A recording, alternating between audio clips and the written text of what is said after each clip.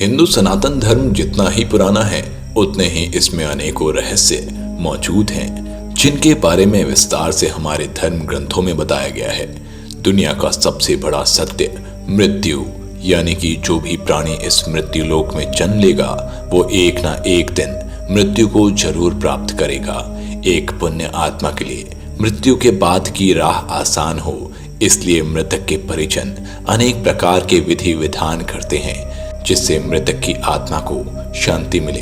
दोस्तों, आप लोगों ने अक्सर ये देखा होगा कि जब किसी व्यक्ति की मृत्यु हो जाती है, उसके बाद जब उसे दाह संस्कार के लिए शमशान घाट ले जाया जाता है, तब व्यक्ति के सिर पर 3 बार डंडा मारा जाता है जिसे कपाल क्रिया कहा जाता है। आखिर क्या है ये कपाल क्रिया और क्यों दाह संस्कार के वक्त शव के सिर पर 3 बार डंडा मारा जाता है? दोस्तों, इससे जुड़ी तमाम जानकारियां हम आपके साथ आगे शेयर करेंगे अपने इस वीडियो में। नमस्कार दोस्तों, स्वागत है आपका हमारे चैनल माइथोपीडिया पर। हिंदू धर्म ग्रंथों के 18 महापुराणों में से एक पुराण है गरुड़ पुराण। गरुड़ पुराण के धर्म कांड में मृत्यु के बाद किए जाने वाले कर्म विधि के बारे में संपूर्ण उल्लेख मिलता है और इसी अध्याय में ही कपाल क्रिया के बारे में भी बताया गया है कि क्यों मृत व्यक्ति के सर पर डंडा मारा जाता है। गरुड़ पुराण के अनुसार मृत्यु के बाद अंतिम संस्कार के समय जब लाश को अग्नि दी जाती है और कुछ समय बांस के एक डंडे में लोटा बांधकर शव के सिर पर घी डाला जाता है, और ऐसा इसलिए किया जाता है कि अग्निदाह करते समय शव का सिर पूरी तरह से जल सके। दोस्तों, आपको ज्ञात होगा कि सर की हड्डी शरीर के बाकी अंगों की अपेक्षा ज्यादा कठोर होती है, इसलिए सर का पूरी तरह से नष्ट होना आवश्यक है। इस संदर्भ में भी गरुड़ पुराण में बताया गया है कि यदि अग्निदाह करते वक्त शव की खोपड़ी अच्छी तरह से नहीं जलती तो उस व्यक्ति को अगले जन्म में विकलांग की योनि मिलती है, या यूं कहें कि अगले जन्म में उसका विकास पूर्ण रूप से नहीं हो पाता है। और इसके अलावा हिंदू धर्म में एक मान्यता ये भी है कि कपाल की क्रिया ठीक से नहीं की जाए तो उस व्यक्ति की आत्मा को शांति नहीं मिल पाती है।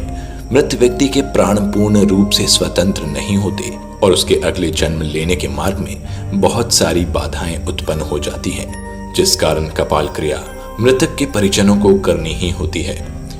हिंदू धर्म में अंतिम संस्कार के दौरान मृतक के शव के सिर पर डंडा मारने का एक और कारण है जिसका संपूर्ण विवरण हमें श्राद्ध चंद्रिका नामक एक पुस्तक में मिलती है।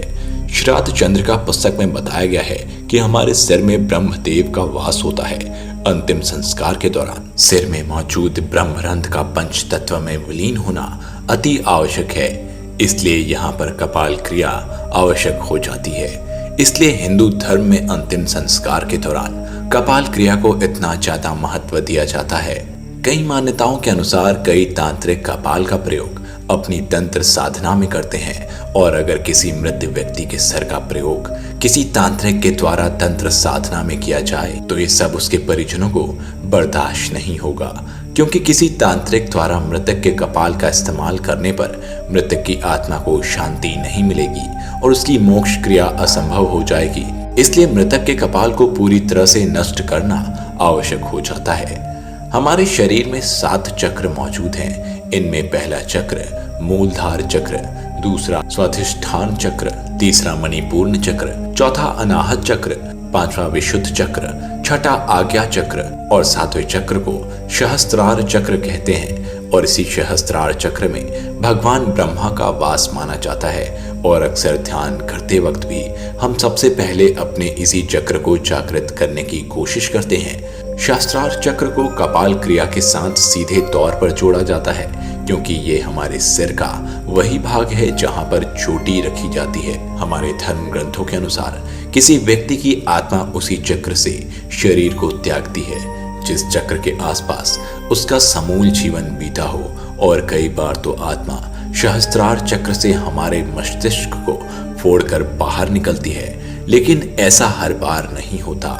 जो लोग अपने संपूर्ण जीवन भर अच्छे काम करते हैं, जो लोग भक्ति भावना में विश्वास करते हैं और जिन लोगों का अपनी इंद्रियों पर पूर्ण नियंत्रण होता है, ऐसे लोगों की मृत्यु के दौरान अंतिम संस्कार करते वक्त उनकी खोपड़ी फट जाती है। इसका मतलब ये हुआ कि वो कोई साधारण व्यक्ति नहीं था।